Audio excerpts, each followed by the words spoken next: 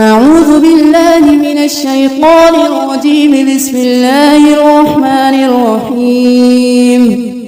سيقول السفهاء من الناس ما ولاهم عن قبلتهم التي كانوا عليها قل لله المشرق والمغرب يهدي من يشاء إلى صراط مستقيم. وكذلك جعلناكم أمة وسطا لتكونوا شهداء على الناس ويكون الرسول عليكم شهيدا. وما جعلنا القبلة التي كنت عليها إلا لنعلم من يتبع الرسول ممن ينقلب على عقبيه وإن كانت لكبيرة إلا على الذين هدى الله وما كان الله ليضيع إيمانكم إن الله بالناس لرؤوف رحيم.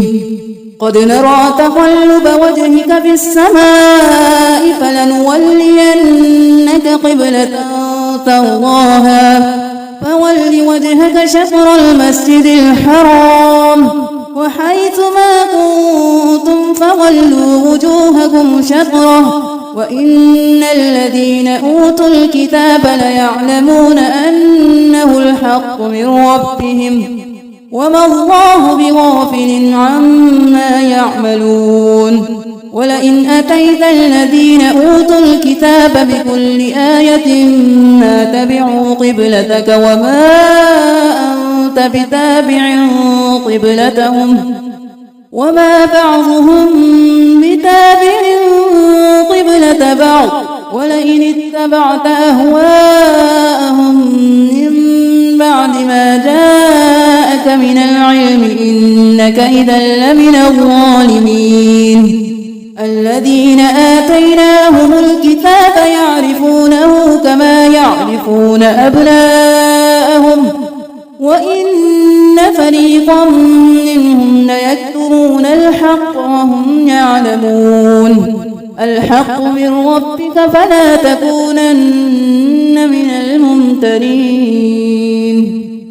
ولكل وجهة هو موليها فاستبقوا الخيرات أينما تكونوا يأتي بكم الله جميعا إن الله على كل شيء قدير.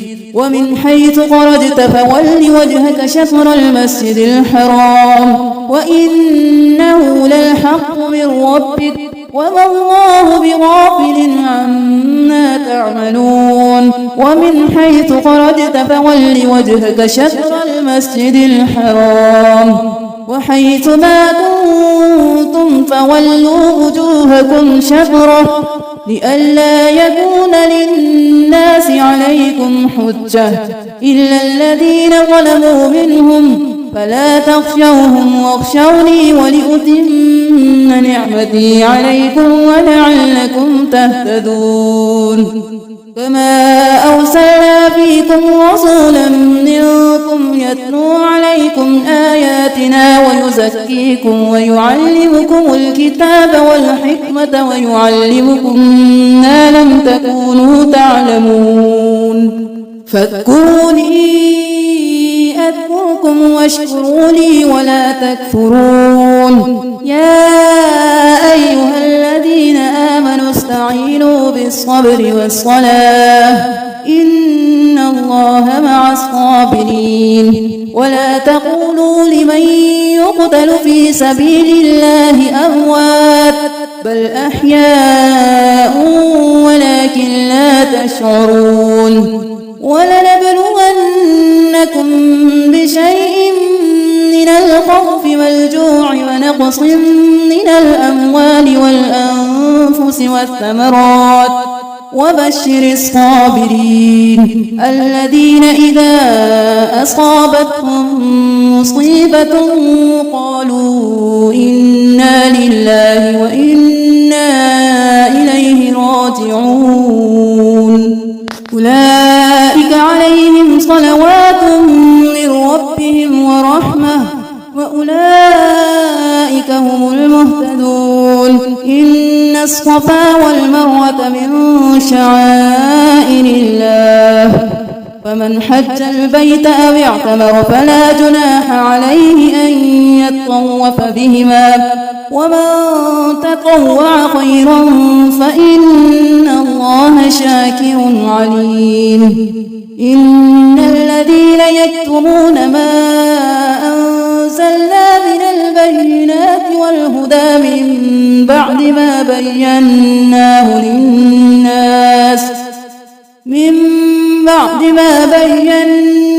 للناس في الكتاب أولئك يلعنهم الله ويلعنهم اللاعنون إلا الذين تابوا وأصلحوا وبينوا فأولئك أتوب عليهم وأنا التواب الرحيم. إن الذين كفروا وماتوا وهم كفار أولئك عليهم لعنة الله والملائكة والناس أجمعين خالدين فيها لا يخفف عنهم العذاب ولا هم ينظرون. وإلهكم إله واحد لا إله إلا هو الرحمن الرحيم. إن في خلق السماوات والأرض واختلاف الليل والنهار والفلك التي تجري في البحر بما ينفع الناس وما أنزل الله من السماء من ماء فأحيا به الأرض بعد موتها وبث فيها من كل دابة وتصريف الرياح والسحاب المسخر بين السماء والأرض لآيات لقوم يعقلون. ومن الناس من يتخذ من دون الله أندادا يحبونهم كحب الله والذين آمنوا أشد حبا لله ولو يرى الذين ظلموا إذ يرون العذاب أن القوة لله جميعا وأن الله شديد العذاب. إذ تبرأ الذين اتبعوا من الذين اتبعوا ورأوا العذاب وتقطعت بهم الأسباب. وقال الذين اتبعوا لو أن لنا كرة فنتبرأ منهم كما تبرأوا منا كذلك يريهم الله أعمالهم حسرات عليهم وما هم بخارجين من النار.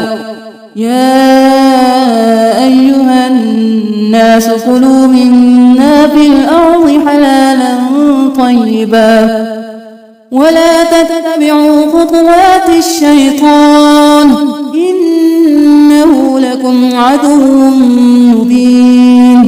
إنما يأمركم بالسوء والفحشاء وأن تقولوا على الله ما لا تعلمون.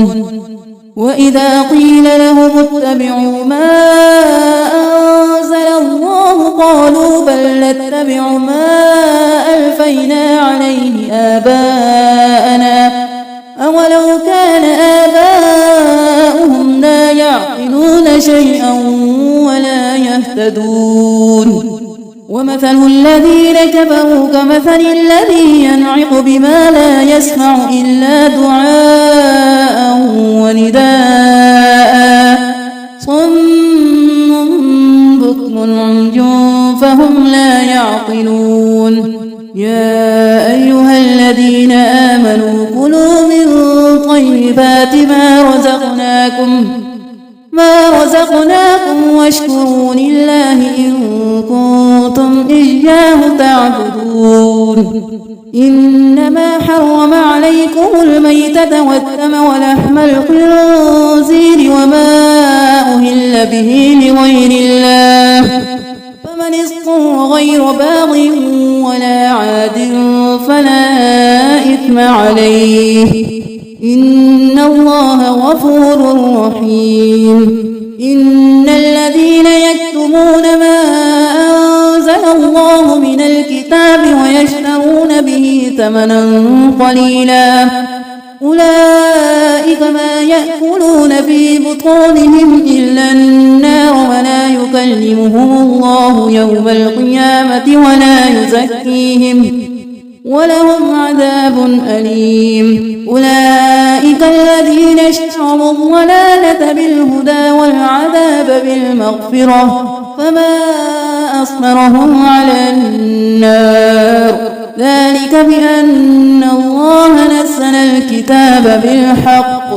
وإن الذين اختلفوا في الكتاب لفي شقاق بعيد ليس البر أن تولوا وجوهكم قبل المشرق والمغرب ولكن البر من آمن بالله واليوم الآخر والملائكة والكتاب والنبيين وآتى المال على حبه ذوي القربى واليتامى والمساكين وابن السبيل والسائلين وفي الرقاب فأقام الصلاة وآتى الزكاة والموفون بعهدهم إذا عاهدوا والصابرين في البأساء والضراء وحين البأس أولئك الذين صدقوا وأولئك هم المتقون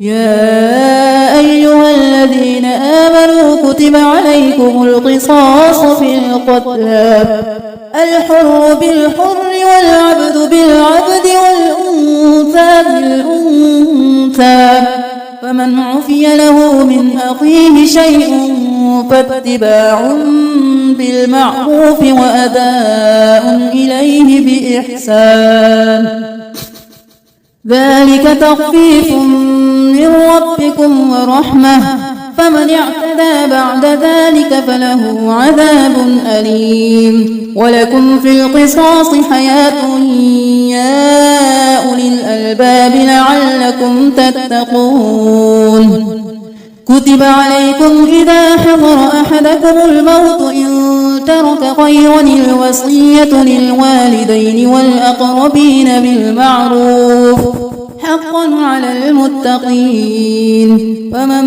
بدله بعدما سمعه فإنما إثمه على الذين يبدلونه إن الله سميع عليم فمن خاف من موص جنفا أو إثما فأصلح بينهم فلا إثم عليه إن الله غفور رحيم يا أيها الذين آمنوا كتب عليكم الصيام كما كتب على الذين من قبلكم لعلكم تتقون أياما معدودات فمن كان منكم مريضا أو على سفر فعدة من أيام أخر وعلى الذين يطيقونه فدية طعام مسكين فمن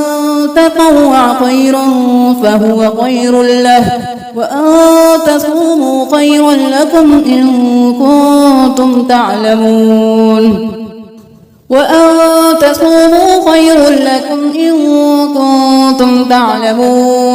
شهر رمضان الذي أنزل فيه القرآن هدى للناس وبينات من الهدى والفرقان فمن شهد منكم الشهر فليصم ومن كان مريضا أو على سفر فعدة من أيام أخر يريد الله بكم اليسر ولا يريد بكم العسر ولتكملوا العدة ولتكبروا الله على ما هداكم ولعلكم تشكرون. وإذا سألك عبادي عني فإني قريب أجيب دعوة الداع إذا دعاني فليستجيبوا لي وليؤمنوا بي لعلهم يرشدون.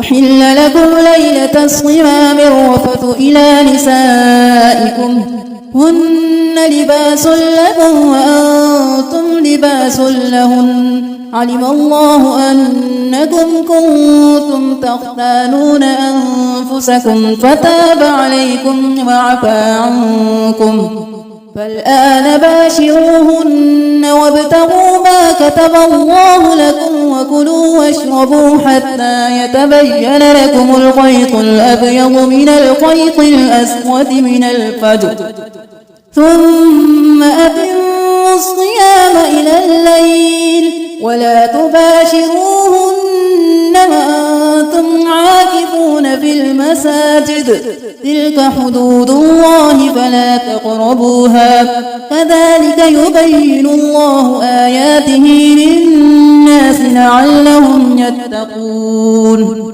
ولا تأكلوا أموالكم بينكم بالباطل وتدلوا بها إلى الحكام لتأكلوا فريقا من أموال الناس بالإثم وأنتم تعلمون. يسألونك عن الأهلة قل هي مواقيت للناس والحج وليس البر بأن تأتوا البيوت من ظهورها ولكن البر من اتقى وأتوا البيوت من أبوابها واتقوا الله لعلكم تفلحون. وقاتلوا في سبيل الله الذين يقاتلونكم ولا تعتدوا إن الله لا يحب المعتدين.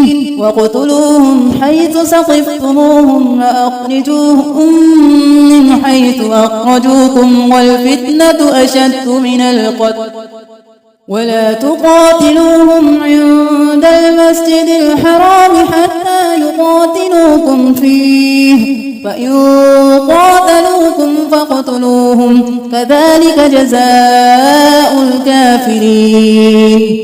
فإن انتهوا فإن الله غفور رحيم. وقاتلوهم حتى لا تكون فتنة ويكون الدين لله فإن انتهوا فلا عدوان إلا على الظالمين. الشهر الحرام بالشهر الحرام والحرمات قصاص فمن اعتدى عليكم فاعتدوا عليه بمثل ما اعتدى عليكم واتقوا الله واعلموا أن الله مع المتقين.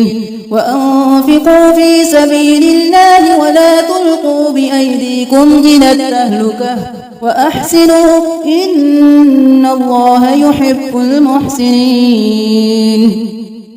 وأتموا الحج والعمرة لله فإن أحصرتم فما استيسر من الهدي ولا تحلقوا رؤوسكم حتى يبلغ الهدي محله فمن كان منكم مريضا أو به أذى من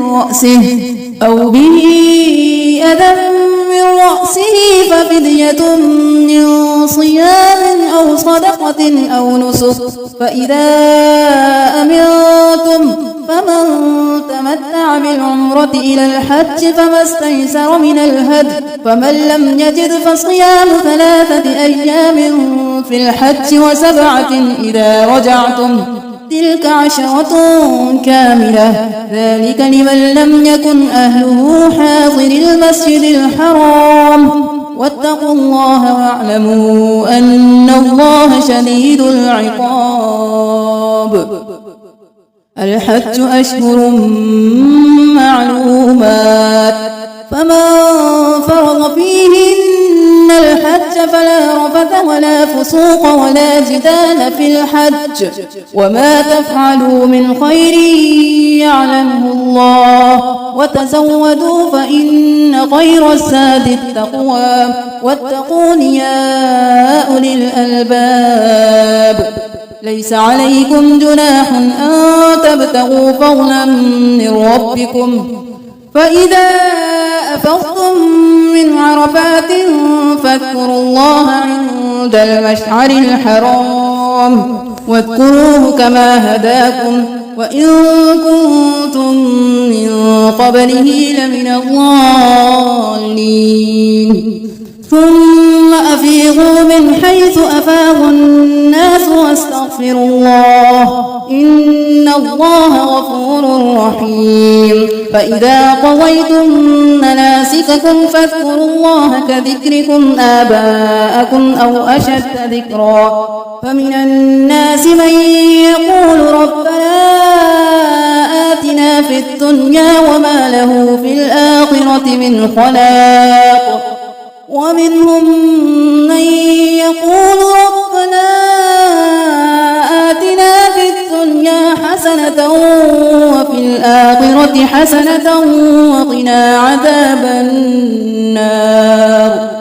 أولئك لهم نصيب مما كسبوا والله سريع الحساب. سل بني إسرائيل كم آتيناهم من آية بينة ومن يبدل نعمة الله من بعد ما جاءته فإن الله شديد العقاب.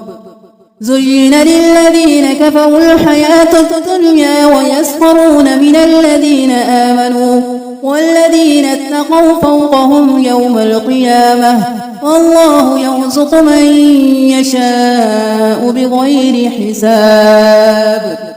كان الناس أمة واحدة فبعث الله النبيين مبشرين ومنذرين وأنزل معهم الكتاب بالحق ليحكم بين الناس فيما اختلفوا فيه وما اختلف فيه إلا الذين أوتوه من بعد ما جاءتهم البينات بغيا بينهم فهدى الله الذين آمنوا لما اختلفوا فيه من الحق بإذنه والله يهدي من يشاء إلى صراط مستقيم. أم حسبتم أن تدخلوا الجنة ولما يأتكم مثل الذين خلوا من قبلكم مستهم البأساء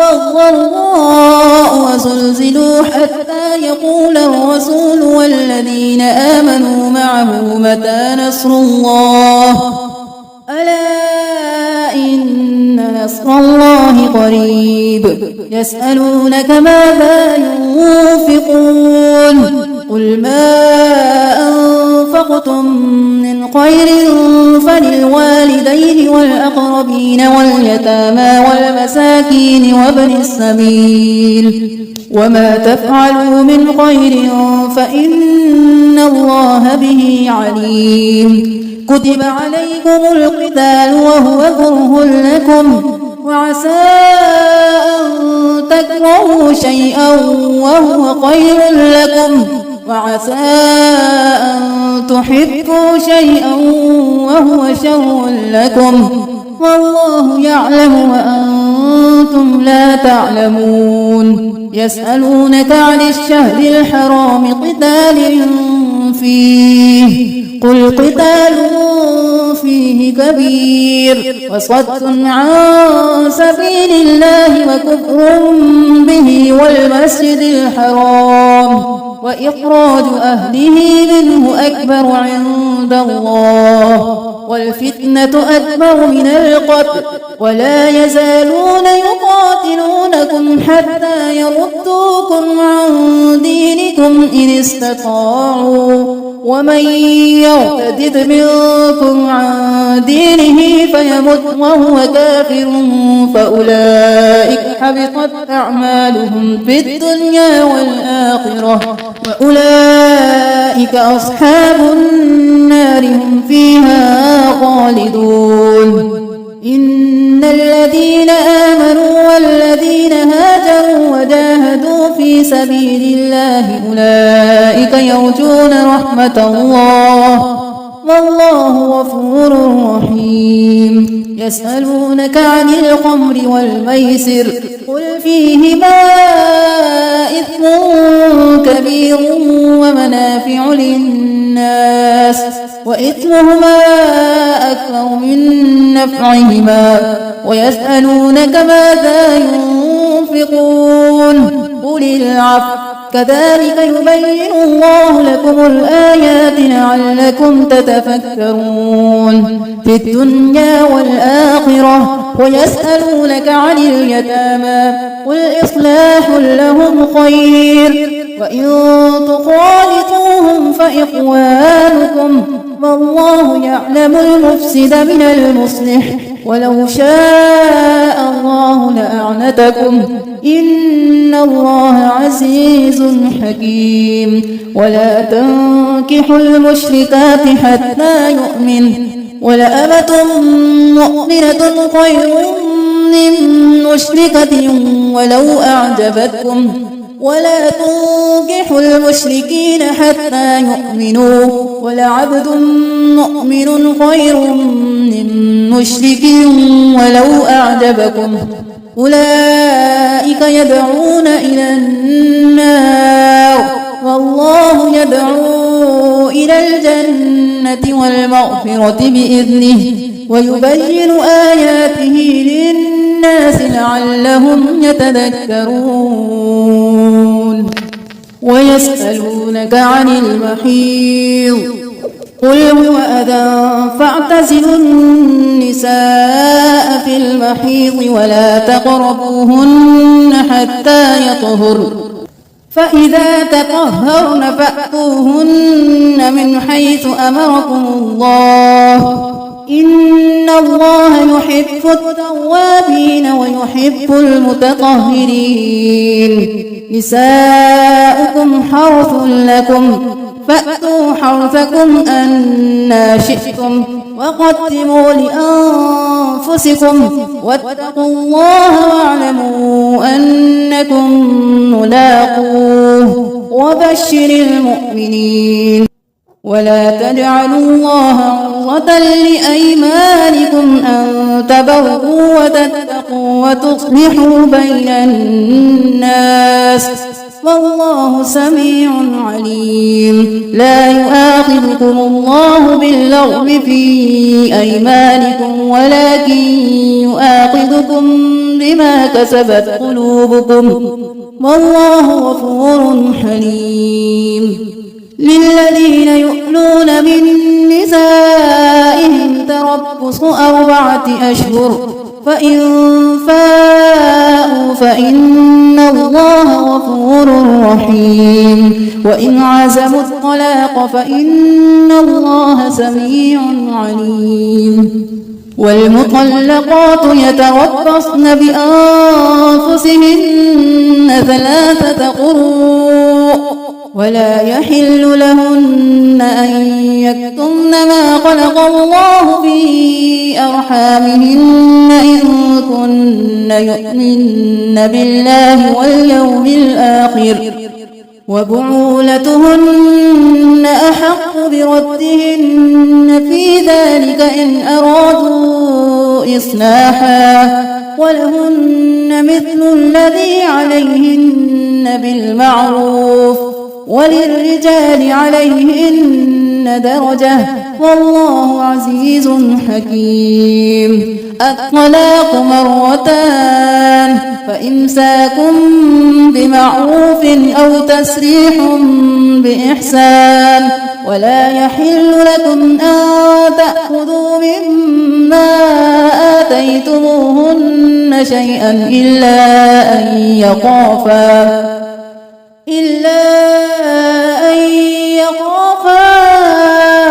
ألا يقيما حدود الله فإن خفتم ألا يقيما حدود الله فلا جناح عليهما فيما افتدت به تلك حدود الله فلا تعتدوها ومن يتعد حدود الله فأولئك هم الظالمون فإن طلقها فلا تحل له من بعد حتى تنكح زوجا غيره فإن طلقها فلا جناح عليهما أن يتراجعا إن ظنا أن يقيما حدود الله وتلك حدود الله يبينها لقوم يعلمون وإذا طلقتم النساء فبلغن أجلهن فأمسكوهن بمعروف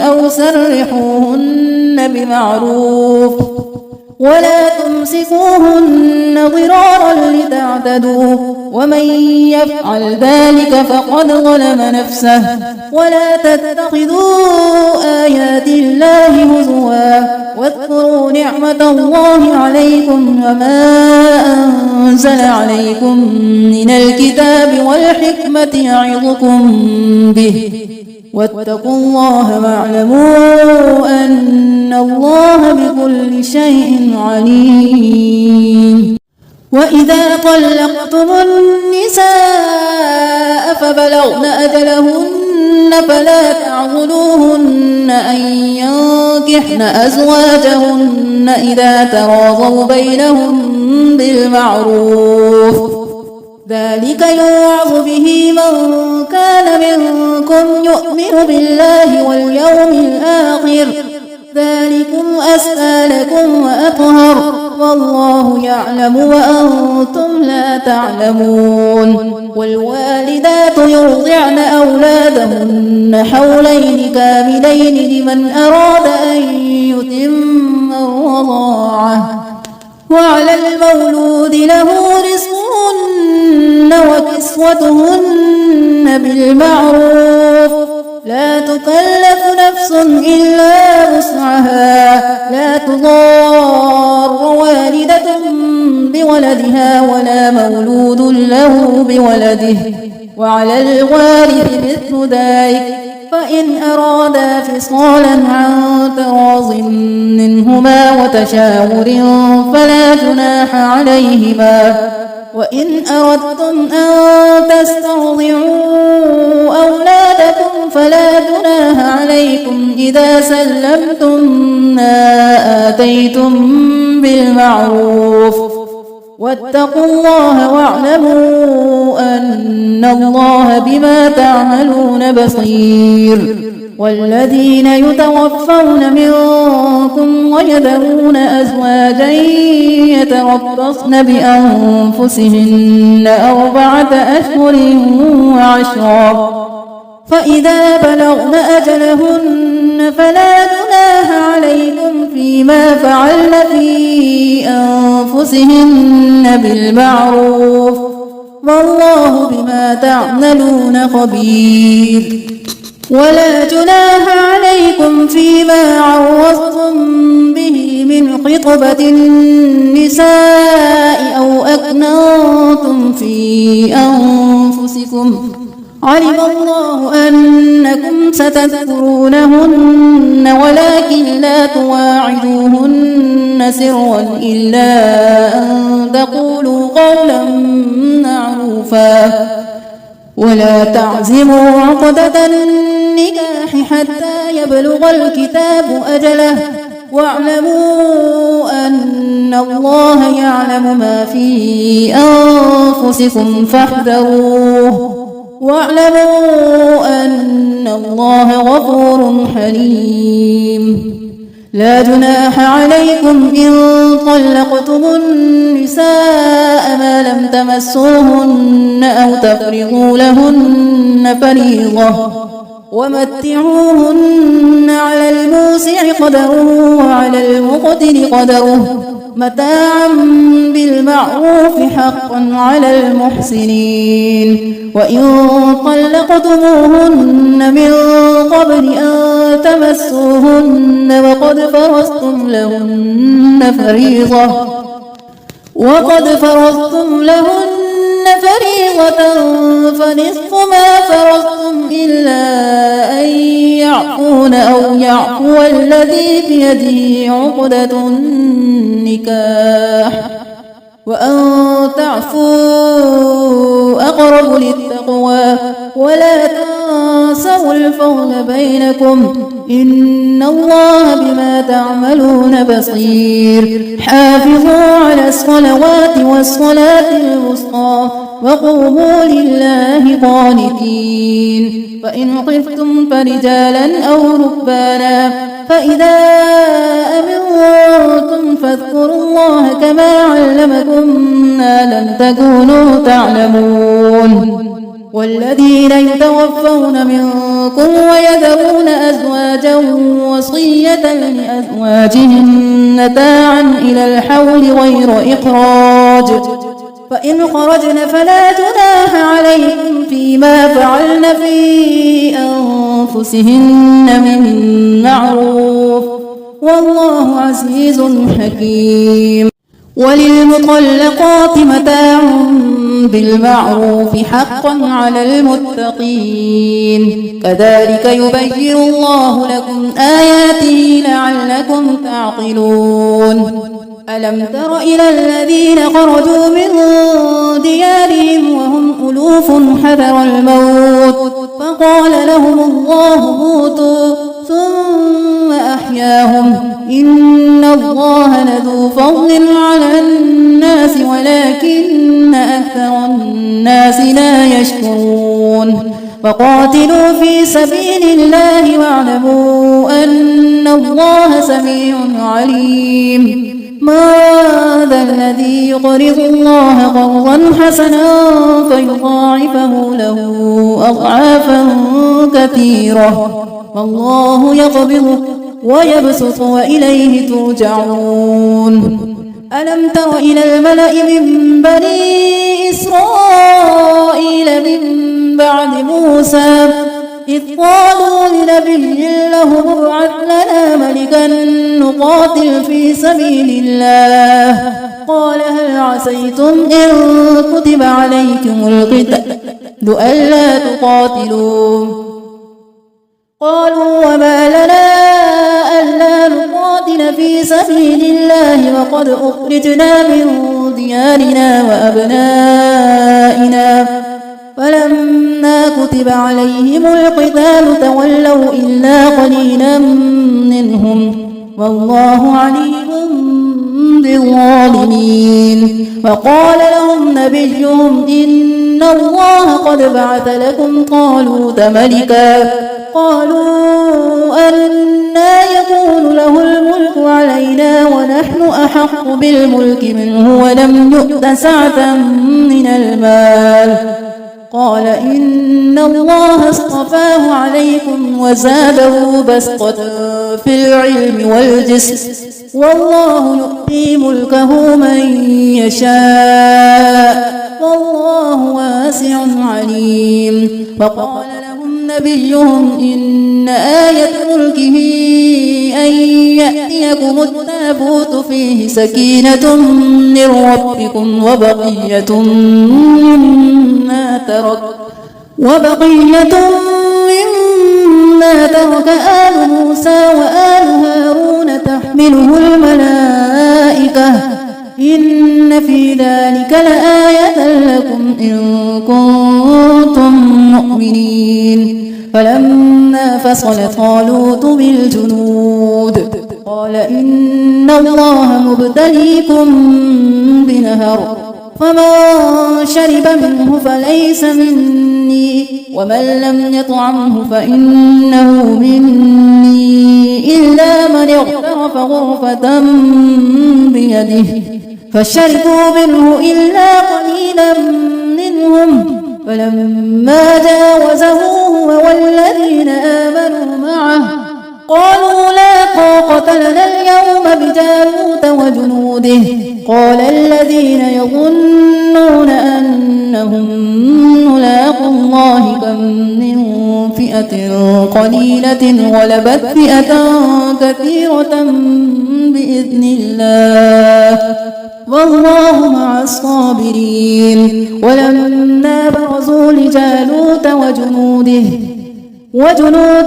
قالوا ربنا أفرغ علينا صبرا وثبت أقدامنا وانصرنا على القوم الكافرين فهزموهم بإذن الله وقتل داود جالوت وآتاه الله الملك والحكمة وعلمه مما يشاء ولولا دفع الله الناس بعضهم ببعض لفسدت الأرض ولكن الله ذو فضل على العالمين تلك آيات الله نتلوها عليك بالحق وإنك لمن المرسلين.